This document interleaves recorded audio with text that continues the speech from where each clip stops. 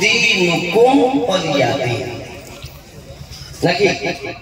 ওরা এই কথা বলেছে, লিখেছে, আর এগুলো খুব রাজনীতিবিদের কাজ। আপনি মনে করবেন না যারা কাজ করেছে ওরা পিছনে আলাদা শক্তি মাদার দিয়েছে। আমি রাজনীতি বক্তব্য দেই না, আমি খালি বেড়ে ঢোকাচ্ছি কথা, বুঝতে পেরেছেন? আমি রাজনীতি বক্তব্য দেই না, এর পিছনে ইন্ধন আছে। কারণ আমি নতুন যদি কিছু করে তাহলে মৌলবী শত্রু, মৌলবী আর এক মৌলবী খারাপ লাগবে, মিস্ত্রির শত্রু মিস্ত্রি, দোকানদারের শত্রু দোকানদার, চাওয়ালা শত্রু চাওয়ালা, মাইকওয়ালা শত্রু মাইকওয়ালা। এই মাইকওয়ালার মাইক দিয়েছি ভাড়া করে, ও খুব পারে, তুই মাইক দিয়েছিস, আমি আরো 5 টাকা কম নিতুম, ঠিক না? তা করেন নাকি বাবা? বলবো আমি।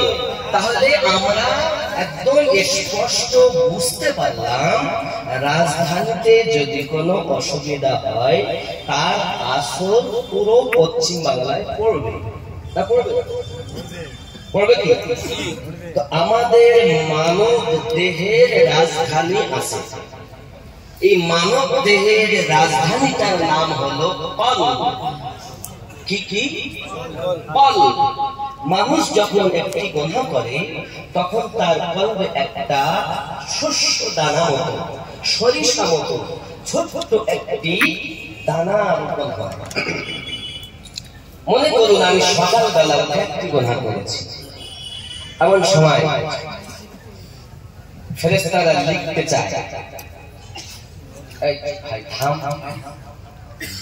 যদি জোহরে নামাজ পড়তে গিয়ে তওবা করিলে ফাজটা তো লিখতে হবে না, ফাজটা আবার